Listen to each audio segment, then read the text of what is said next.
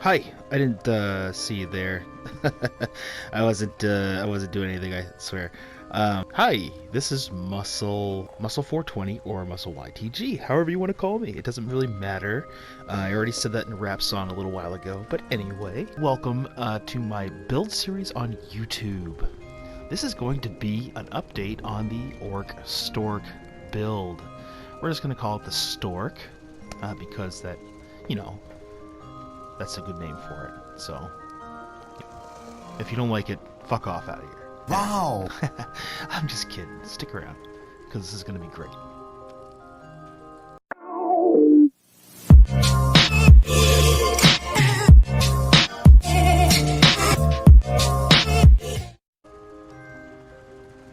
Anyway, now that we got that out of the way, welcome to the build series. So anyway, we're going to do this Stamina Sorcerer build. I call it the Orc Stork. It is a two-hander build. Yes, it is. Two-hander build. And yes, we do run the pet. We run the old Clan Fear. Yeah, he's a cutie, but you know, he doesn't do a whole lot for you. He does a little bit of damage. It's nice to have him. So yeah, we're gonna be taking him along for the ride from now on. So yeah, let's get into the skills real quick, because this is really cool. So we are doing the two-hander, like I said. Our main spammable is going to be Wrecking Blow. Slam an enemy with an upward swing, dealing 12,559 physical damage. Grants him power for 5 seconds, increasing the damage of your next light attack by 40%. Pretty sweet. So that is our spammable. We do one light attack and then a Wrecking Blow. And we do that over and over. Alright, so, and then we have our Execute. We're using Executioner.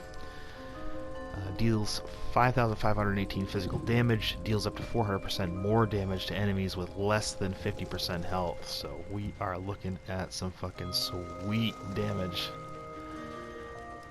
Alright, and Unstable Clan Fear. He does some physical attacks. It's not really...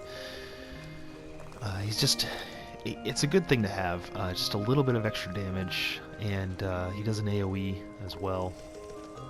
And you can also activate his ability for some Magicka, healing you and your Clan Fear for 4,703 health. So that's kind of nice. And then this is the coolest addition to our build. Arm yourself with the power of Oblivion for 40 seconds, causing your light and heavy attacks to summon a bound weapon for 10 seconds up to 4 times. You can reactivate the ability for half cost to arm the weapons, causing them to strike your target for 4,470 physical damage every 0.3 seconds. While slotted, your max stamina is increased by 8% and light attack damage is increased by 10%. So that does stack with your Empower, which is great. This is it's hard to explain, but this is kind of like the bow proc for the Mage Blade, but now you have it for Stamina Sorcerer, which is really cool. It makes the weaving kind of fun, really. And then, of course, we're using Barb Trap. Keep it on the front bar for our Fighters Guild passives. And this one does last for 18 seconds. You get Minor Force, increasing your critical damage by 10% for the duration. And then we have Flawless Dawnbreaker on the front bar.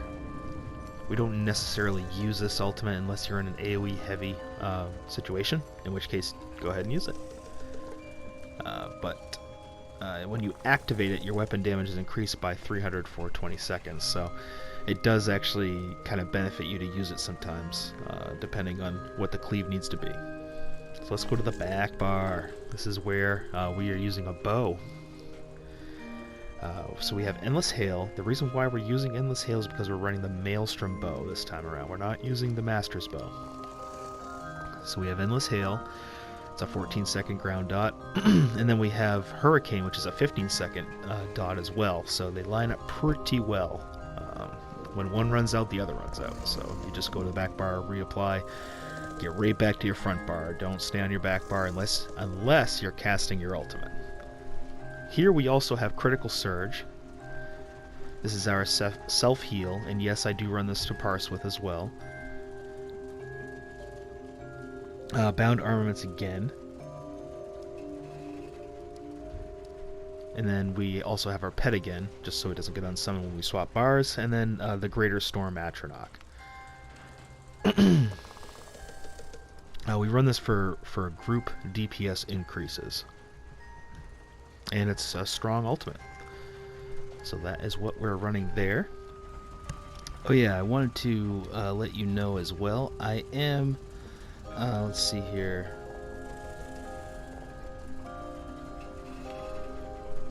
I use the Shadow Mundus. I've been using the Lava Foot Soup and Sultries, but for trials and stuff like that, I use the Dubious Camera and Throne. Gives me just enough health and just enough stamina and stamina recovery. Let's check out the stats real quick. 1500 stamina recovery and 3253 weapon damage. And let's see here. As far as skills go, two-handed, we're taking all passes with two-handed. We're only taking Wrecking Blow. We take Brawler for certain situations, and we take Executioner. Then Bow, we have all passives. We do take Acid Spray, just for certain situations. Medium Armor, all passives. We are a werewolf. We don't really use that too much. Fighters Guild, we got all passes in Fighters Guild. Undaunted, we have all passes in Undaunted. And we are an Orc. We also have 3 in medicinal use in Alchemy, and that's important for any character that you want to bring into trials. That's what you need. So yeah, there you go. There's the rest of the skills. I'm going to try to keep this video pretty quick, so we're going to run through this stuff pretty fast. I'm not going to be doing a full explanation of why I'm doing certain things like I did with my tank video. But if you would like something like that, you can go ahead and leave that in the comments, and I will definitely do that. Alright, so got the skills out of the way. Let's go to the champion points.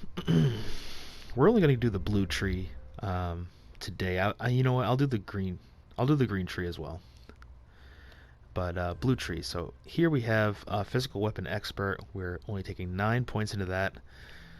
72 master at arms. 34 thaumaturge. 61 precise strikes. We take 30 into piercing because we're using a sharpened weapon. We'll get to that later. 64 into mighty. Red tree is situational, so we'll go right into the green tree.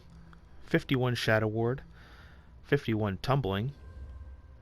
37 tenacity. 64 into mooncalf. 51 warlord, and 16 into sprinter. Alright, now let's see here. So we did the skills, we did the champion, now we do the gear. This is where it gets interesting because, oops. So gear, we are running the non-perfected Locustes, so it makes it kind of an easier build to obtain. So we're running the Locustes Greatsword. We are running Sharpened. As you can see, when you activate a synergy, you gain Major Slayer for 15 seconds, increasing your damage done to dungeon and trial monsters by 15%. That's handy. That's really handy. And the trait matters. The enchantment does not matter because we're using poisons. That is one of the most important things about this build. We're using the double dot poisons. And if you want to know how to make those poisons, I can go ahead and put that in the description. We are not running poisons on our bow, however. We are using the Maelstrom bow. It's infused with weapon damage enchantment. And so this does a very nice amount of damage, and it has been nerfed, but it's still really good. That's why we use Endless Hail, because every tick of Endless Hail, it does continue to up the damage. for the monster set, we are using Storm Fist. You get a little bit of stamina recovery with that. When you deal damage, you have a 10% chance to create a Thunder Fist to crush the enemy, dealing 2,211 shock damage every 1 second for 3 seconds to all enemies within 4 meters, and a final 11,760 physical damage when the fist closes. This effect can occur once every 8 seconds. It's a great set to use. Some people call it cheese, I call it smart. I would use Storm Fist, especially in stationary fights. DPS testing, trials like Maw of Lorcaj is fine for Storm Fist. You could alternatives are Selene, Crags.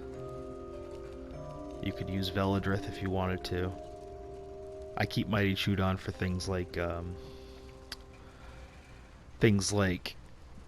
Veteran Black Rose Prison, stuff like that.